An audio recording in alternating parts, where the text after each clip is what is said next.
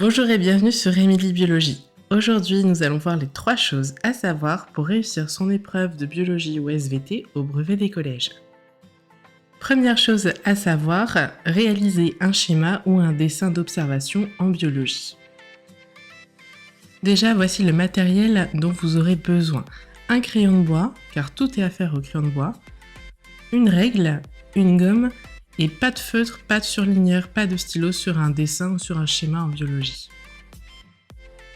Si on vous demande au brevet de réaliser un schéma en biologie, alors voici les points de méthode à respecter. Déjà, centrez votre dessin. Utilisez une règle obligatoirement si vous devez souligner un titre ou faire des flèches pour réaliser la légende. Ensuite, la légende, écrivez-la en minuscules et alignez-la. Vous pouvez réaliser une petite marge par exemple sur le côté pour vous aider. Puis ensuite, écrivez un titre en majuscule en dessous du dessin et soulignez à la règle. Deuxième chose à savoir, utilisez une démarche scientifique. Lors de l'examen, pensez à bien rédiger vos réponses de façon concise. Évitez le blabla car vous allez perdre du temps et des points, mais utilisez une méthode scientifique. La voici. Si on vous demande de rédiger une hypothèse, alors commencez votre phrase par « Je fais l'hypothèse que, je suppose que ». L'hypothèse, elle répond tout simplement à la question « Pourquoi réalise-t-on cette expérience ?» L'hypothèse est une affirmation, donc vous écrivez une phrase affirmative qui répond à la question « Pourquoi réalise-t-on cette expérience ?» Si on vous demande de donner des résultats, écrivez seulement ce que vous voyez, ce que vous observez en fin d'expérience. N'interprétez pas encore. Dites juste ce que vous voyez, les formes, les couleurs, les choses qui ont changé, comparez par exemple avec l'expérience témoin. Pour donner des résultats, commencez votre phrase par « je vois que »,« j'observe que » ou alors « je constate que ». Passons maintenant à l'interprétation. Cette étape permet d'expliquer pourquoi on obtient ces résultats en fin d'expérience.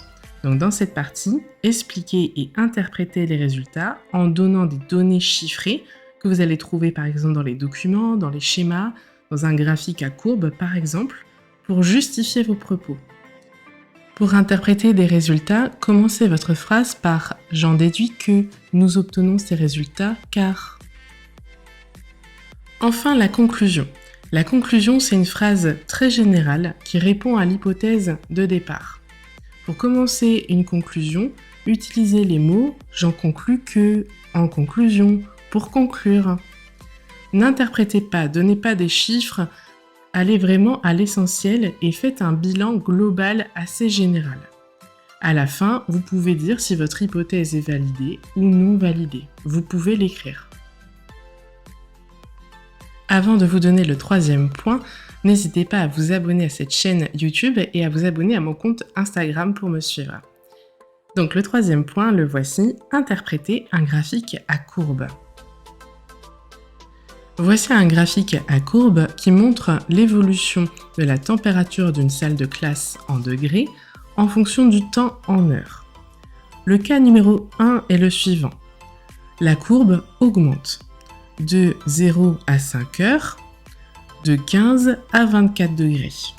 On ne dit pas que la courbe monte, on dit que la courbe augmente. Voici le cas numéro 2. La courbe se stabilise.